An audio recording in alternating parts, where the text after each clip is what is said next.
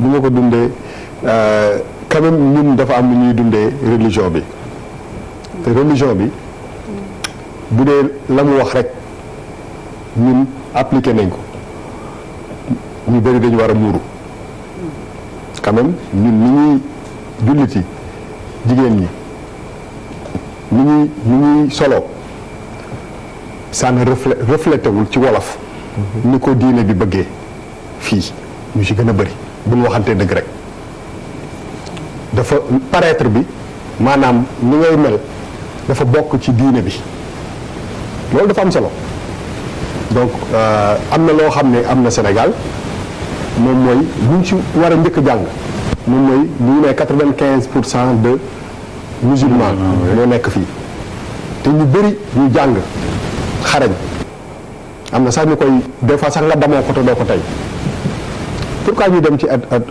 école yooyu am na lu ñu fa war a jàng peut-être ñoo ñu gën a organiser peut-être ñoo ñu dàq jàngale ñun ñi nga xam ne ñooy majoritaire dafa am solo ah c'est-à-dire que donc am na lu ñu war a jàng ci ñi nga xam ne ñoom ñooy beneen diine bi nekk Sénégal loolu c'est important beneen bi beneen bi moom mooy que quand même ñu ngi nekk Sénégal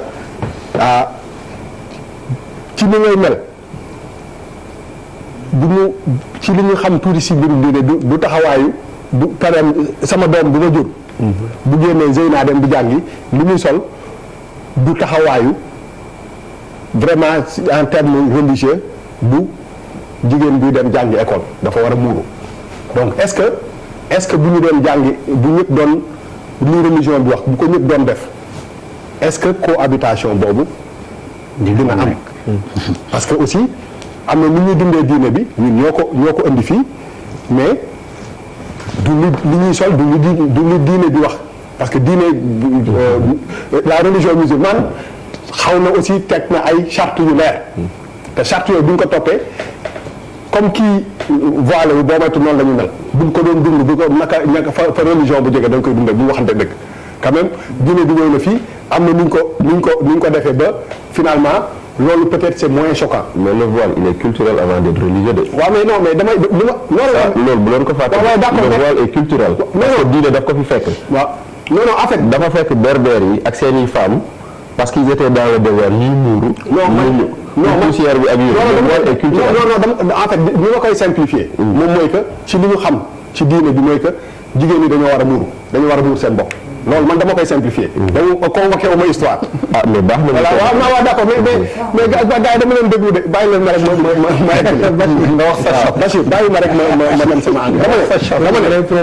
dama ne remixé nañu affaire bi tuuti ba quand même on est devenu assez moderne en termes de ni ñuy solo. te loolu boo convoqué sol burka bi wala dara nga ko xam nga li ma la bëgg a wax dafay compliqué. donc pour man wax fa dëgg yàlla ni ñuy dundee religion bi tant que ñu ngi koy dundee noonu peut-être que ce problème là il n'existe pas li ma xam moom nekk Sénégalais te dama koy revendiquer mooy wax fa dëgg yàlla entre ñun ak suñu mbokku sama man ak Charles comme symboliquement problème boobu je suis d'accord avec Papis que nous on est bénis parce que lu ma koy dundee la wax fa dëgg yàlla dama jël sama bopp en exemple rek musuma am xaar ma yàlla te ñi ma xam ñëpp musuñu ko am c'est quelque chose boo xam ne acquis la te man dama koy revendiquer Sénégal man d'accord ma si loolu pour man damay revendiquer que ni nekkin bi ñu nekk à la limite différence boobu sax dafa dem ba exister wul wax fa dëgg yàlla te loolu il faut acquis la il faut ñu préserver ko maintenant diine bi nag dafa am ñu koy dundee nii am na ñu koy dundee nag ka sol burkaam dem ci école ba wax fa dëgg yàlla dañ ko war a jël comme nit bi nga xam ne noonu lay dundee religion bi te loolu sax boo moytu moo gën a jege diine bi que ñun ñii ñu di àddina yi. te loolu donc pour man aussi loolu dafa am solo par exemple sa papa ne la defal ndànk rek sa papa ne la jógee dama jàngi gendarme kon pare waaw benn dëgg bi wuy ma sa papa ne la demal gendarme jàngi nga dem toog ca école ba jàkkaarloo croix ba tëj nga sa benn bët si benn principe bu ñu waxantee dëgg. donc am na lu bëri loo xam ne tëj nañ suñu bët quand même en termes de la religion pour dem sàkku parce que yàlla moo ñu dimbale ba gisatuñu loolu.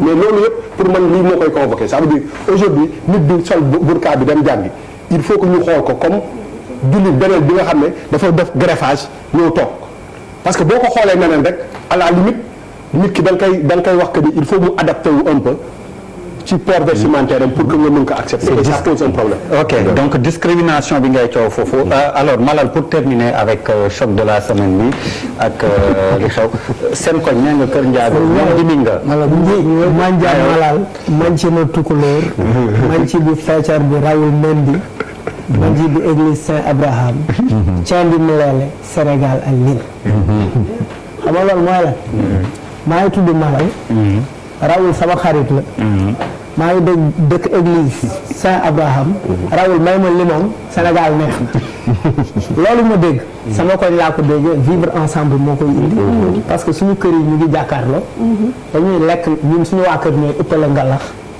njaago yi pour dire que en fait quand même am na loo xamante ne foog ñu siy bàyyi xel mais li ma bëgg a indi bu ñu convoqué histoire wax nga fi léegi berbère yi mais moom moo tax ñuy niiru xanaa berbère yu góor yi bi ñu niiru wala poussière bi jigéen ñi rek la doon laal. ñoom dañoo yoroon seen i kaala. dañuy kaala dañoo yoroon seen i kaala. d'accord effectivement mais bu ñu convoqué histoire. muy catholique di islam. yooyu yëpp daf ñu fekk si ñun. tout à fait. cosaanoo wu ñëw moom. white man came in Africa with Bibles and rifles. tubaab bi daf fi dugg indi bible ak fusil. arabe bi dugg fi. indi jaasi ak Coran. mais ñun ñu góorgóorlu ku ci nekk ñi nekk musulman. ñi nekk chrétien. parce que dafa jaari ci colonisation. mais ñu am matu mën a nekk ci religion yooyu. ba pare di ko dund ci jàmm ak salaam mu neex lool. moo tax ngay dégg Moustapha Mendy. Jean Pascal Diop. Amadou Gomis. Sénégal rek la am man sama taw Véronique la tudd. parce que Sénégal c'est un très beau pays. Le prophète à Médine. les musulmans étaient majoritaires. ñoo ëppoon juif yi. ëpp chrétiens yi. te prophète bi dafa jëloon responsabilité. protéger les juifs. protéger les chrétiens ba pare am ak ñoom ay accords commerciaux. lakum diinukum waliya diin ci alquran la ne. c'est vrai léegi man benn question laay laaj. voile bi dafa wàññi notu yeneen élèves yi wala. parce que quand même pour poser un problème parce que l'équilibre social il ne faut pas le perturber. est-ce que voile bi bu fekkoon voile bi dafa lonk. professeur bi daal parce que léeg-léeg voile yu gudd. donc il faut dire voile bi toujours problème il faut que c'est-à-dire bu ñuy jóg ci benn affaire day fekk le truc ça pose un problème. exact. même fii jëlee cantine yi nekk ci kaw tali bi. parce que ils encombrent la rue. effectivement. mais même fi jëlee voile nii rek. en France. les gens ont commencé à se radicaliser quand leur foi a été attaquée. foi boo ko attaqué. ñun ñu jóg. wax fi Serigne Touba léegi dara. léegi mu di song. wax fi Maam El Hadj Malick dara. wax fi Jésus dara. léegi catholique yi song. ça doit pas se passer comme ça. beneen affaire bi ñu war a régler mooy. constitution tamit léegi la dafay doy waar. dafa mel dafa may paradoxe. lu tax ñuy nangu école yi di tudd ay école catholique ay école islamique ay école nangam. bu fekkee parents yi quand même vraiment affaire bi metti na leen. l'école dit que je suis une école catholique. privée catholique. n'inscris pas ton enfant là-bas. beneen affaire bi ci topp. tu n'as jamais vu un catholique inscrire son enfant à l'école franco-arabe. xam nga franco-arabe arabe ngay jàng ak français. oui c'est clair. c'est-à-dire il faut qu'on soit conséquent avec nous-mêmes. te suñu équilibre social nag du ñu nangu kenn di ko perturber. parce que moi j'ai envie. am doom tuddee ko Raoul Mendy. mu ngi toog gàllam di ma seetaan. te ñu jubóo la dëkk.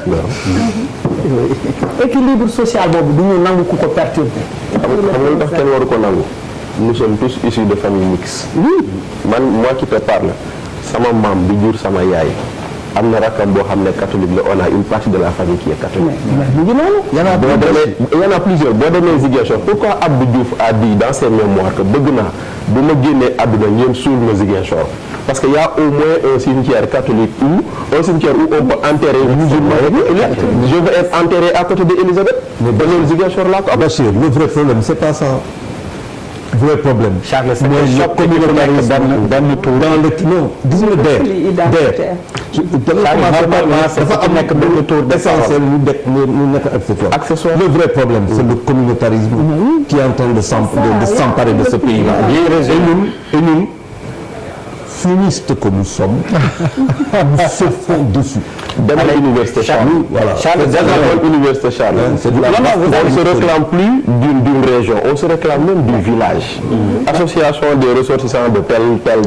damay compléter benn affaire bu ndaw. yaa yoroon par exemple mais jeexalal juste ma jeexalee foofu. bu ñu jëlee sax ci suñu histoire ñun ak islam. El Hadj Omar Tall bi muy islamiser.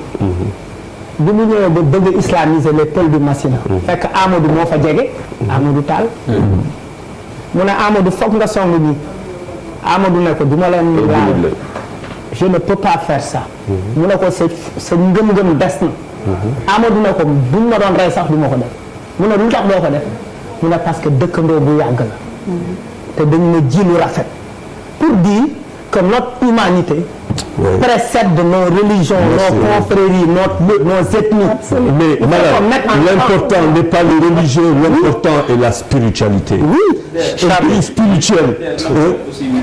Charles, je te coupe. Oui. Finalement, ça devient un thème. Je pense qu'il y a un effet amplificateur, un accélérateur de particules. C'est les réseaux sociaux et les médias. Je pense que tes histoires médias qui conflit. Il faut que aussi ñu koy questionner jamono bu nekk encore une fois li jaan bi matt ñeneen mën nañu matt ñun il faut que ñu utiliser réseaux sociaux yi gën a am responsabilité le sens des responsabilités parce que foofu échange yi gën a très sincèrement j'ai vu des commentaires des posts ci réseaux sociaux yi ça fait très sincèrement xaw ma lan lay nuróol beneen bi mooy médias yi aussi il faut que ñu gën a am sens des responsabilités ci phénomène yi bu amee encore une fois accélérateur de particules lañu. Effet amplificateur bi c'est extraordinaire. te mën na jur musiba. donc là aussi je pense que ne il faut ñu bàyyi ci xel. Merci Pape Djibril. Fou malade qui n'est pas si fou que ça. On passe.